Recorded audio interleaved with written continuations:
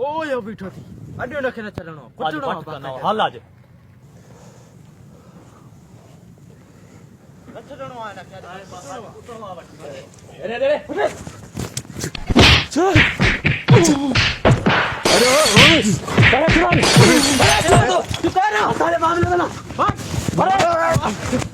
अरे तो के बचाए ना वहाँ हाँ बड़ी ताकि मां बचाए ना वहाँ तारी मासादा बेटो यार मूंखे ख़बर न हुई साईं मूंखे हरू भरू अचण सां कुटियो अथऊं मां पंहिंजे दरवाज़े ते बीठो तड़ करे आयो मां उस में जेको आहे सहका पियो उस में ॾका पियो मां हीअं करे बीठो अचण सां कुटियो अथऊं न मां हिननि खे सुञाणियो मां चयो तव्हां बि हिननि सां गॾु आहियो मां बि तव्हां सां माफ़ कजांइ साईं मां इंसानियत जे नाते तव्हांखे बचाइण आयुमि तव्हांखे इहो ठुप मारे विझंदा मानव तव्हां सां तुंहिंजी वॾी महिरबानी यार लख थोरा तुंहिंजो एहसान मां कॾहिं न लाइ तूं अलाह ख़ुशी रखंदी चङो थियो आहे न त कुते वांगुरु कुटे कुटे नास करे न को कमकार हुजे हुकुम वॾा एहसान अची वेंदा हिननि खे त मां ॾिसी रहियो थो मुड़े आयो के लूसी हा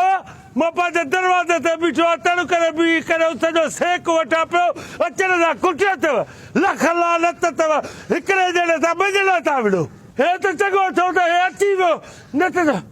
अचे न वठा वरी बाबा संगत सुबुह मां उस ते बीठो हुउमि अची ॿ माण्हू अची मूंखे आया पोयों अची कुट कुटां कयूं हिकिड़े आहे नंद भॻा मां हिकिड़े आहे चप फाड़िया मां अड़े मां चयोमांसि 3 ॼणा जो बेचतो त बि मां तव्हांजे लाइ हिकिड़ो काफ़ी आहे अकेलो सिरो जा वालेकुम सलाम बाबा मिंट माफ़ कर माई त ईअं कदे कदे साईं हो 2 ॼणा मां अकेलो सम्झी अची जो कुट कुटा कयूं माफ़ कर माई अस्सलामुअलैकुम हिननि खे असल हक़ीक़त ॿुधाए तोखे कंहिं बचायो जे मां न हुजां उहे तोखे ठुप मारंदा हिन टाइम तूं क़बर में हुजे हा बिल्कुलु इहो मुंहिंजो एहसान थी आहे तूं जीअरो आहे साईं मां जंहिं मूंखे कुटण आया न हे न बचायो महिरबानी साईं तव्हां मूंखे यादि आयो बिल्कुलु एहसान थी वियो मांजो एहसान थी लख थोरा हे साईं दोस्त आहे शाबस आहे आयो न त इहो न अचे हा न त मूंखे अलाए छा करे छॾिया हा तव्हां बि वञो पंहिंजे घर गिला छो था करायो हलो असां बि घटि न आहियूं पंहिंजे ख़्याल में बीठा हुआसीं 2-3 ॼणा आया अची कुट कुटा मां चयोमांसि बाक़ी असां घर में बुसरियूं कुटियूं मखण खाऊं असांखे पोइ लानत आहे असांजे हिन जिस्म ते बॉडी बिल्डर ते माना उन्हनि खे